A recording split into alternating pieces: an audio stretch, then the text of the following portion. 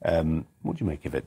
Well, I think anything which just involves saying, if you wouldn't mind doing this, then do it, and if you don't want to do it, don't do it. What's wrong with that?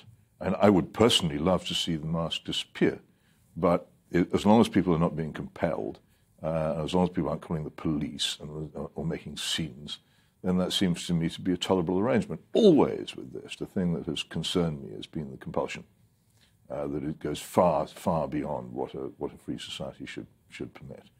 And let's leave aside here the long and tortured debate about how effective these things actually are in preventing the spread of it, which would keep us here till midnight and then beyond.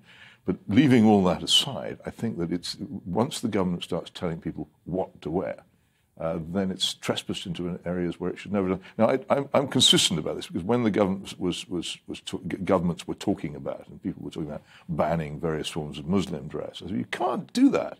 It's none of your business.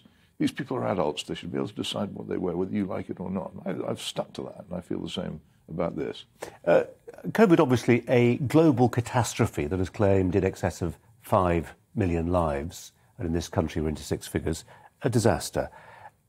If you were pointing to one thing, perhaps, that you could maybe mount the argument and say, actually, one of the byproducts that could be more positive is maybe the degree to which the public engage with this issue.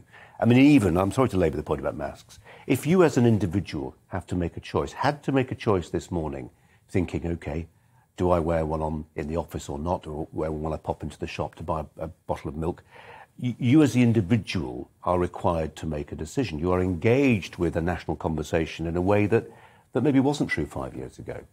Well, maybe you are, but I mean, I'm not sure it's exactly in advance to be able to decide whether or not you wear something on your face. My point is, you've never have considered doing it before. But my point is, you're having to think about it. Well, are you though?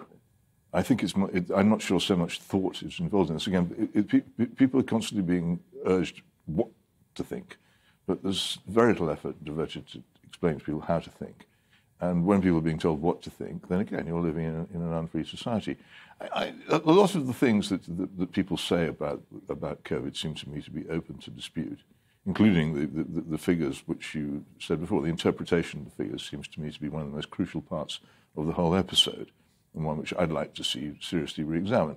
But this only happens when we live in a society where people want others to think, and where the leadership of society wants people to think, and where people are educated to think. And we have, I think, shown very seriously over the past couple of years that there isn't much thinking going on in our society, either at the top where it's governed or in general.